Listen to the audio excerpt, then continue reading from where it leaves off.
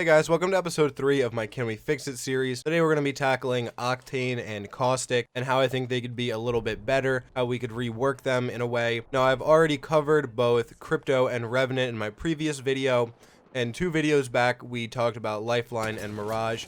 So if you want to go and watch those first before you check this out, please do. I'll still be here. Or if you just want to jump straight into these legends, I'm going in somewhat of an order of the legends that I think need buffs the most. Having said that though, I do want to talk about Octane. If you haven't seen the previous episodes, the way this works is I talk about their abilities first and why I think that they need some form of change. A lot of these aren't major changes, and we're especially going to see that with Caustic. I would rework Octane a little bit, so I guess let's get straight into that. We're first going to talk about his tactical ability and his passive, because just like Crypto, they're really entangled in each other. Now, with his tactical ability, you're moving 30% faster for 6 seconds, and that comes at the cost of 10% of your health. And his passive is that you restore 1 health every 2 seconds. Now, there are a number of problems that I have with this. First of all is that Octane isn't even the fastest legend in the game. In fact, he used to be the 3rd, he's now the 2nd. Previous to Wraith's buff, if she used her tactical ability in combination with her portal, she could actually move far faster than Octane can.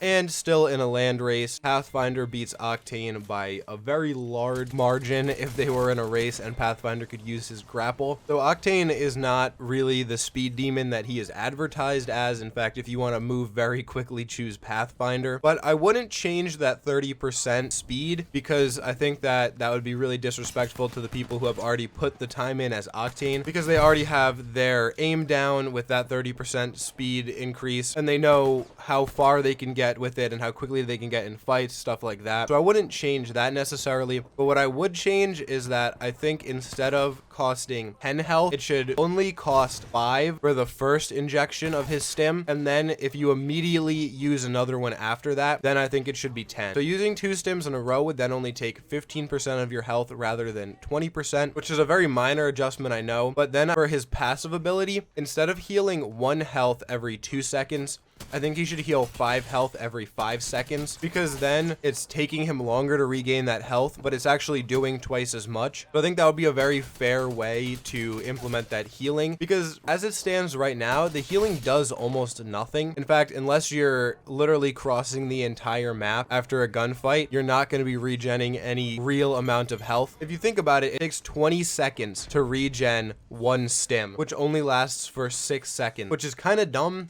in my personal opinion. And I forgot to say this right at the beginning when I was introducing Octane, but I think he is very fun to play in public matches. I don't think he really has a problem there, but his place falls short when ranked is in the equation, because if you look at the top picked legends in ranked, you have something like Wraith, Pathfinder, Watson, Gibraltar. The reason that all of them are so highly picked is because they add so much to the team. Wraith has her portal, Watson can regen people's shields, Gibraltar has his dome, and also he can do an incredible amount of damage with his bombardment. Obviously, Pathfinder has his zip line, but where Octane falls short is his ultimate. And I am taking this idea from Moki Sniper, and I'm gonna have a link to him in the description below, as well as his name up on screen. He did a phenomenal video on how we can fix Octane's jump pad, and I'm going to be talking about some of that here. A couple parts of the video I did disagree with, but I really loved his idea for the jump pad. And essentially what he talked about is that when using Octane's jump pad, you should be able to have a second jump, which allows you to not go higher, but to change your direction. Because the main problem with Octane's jump pad is that you have a very trackable trajectory, since no matter if you're running or sliding, you still go the same place and you can't really maneuver in the air at all. But if you could use a double jump,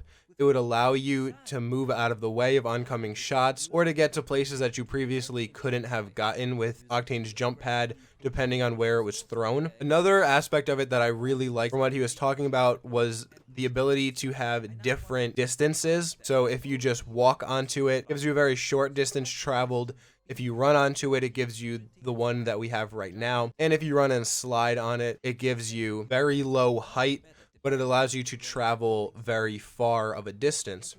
And I think that's great. As I said, some of the other parts I didn't really agree with, but that's my personal take on how I think I would change Octane's jump pad so that it could be a little bit better for the team. Because as it stands, it just feels like a worse zip line. You don't go as far with it, as fast with it, and you can't maneuver around while you're on it. In addition, anybody hitting Octane's jump pad should not get staggered when they hit the ground on the other end. I think that's stupid and in some ways is actually bad for the team if there's somebody on the other end of the jump pad. And Octane in general, I don't think should get staggered. I mean, the guy literally blew his own legs off with a frag grenade and was a daredevil before he joined the games. I think he can take falling off a little bit of a cliff. I also think that would add to his ability to accelerate quickly, especially after hitting the jump pad. That's a really big thing for me. So those are my thoughts on how we can fix Octane. Now let's talk about Gas Daddy Caustic. I personally have played a pretty good amount of Caustic, but to really get a full understanding of him, I did watch some Candy Roo, and I talked to one of my friends on my squad who is a Caustic main.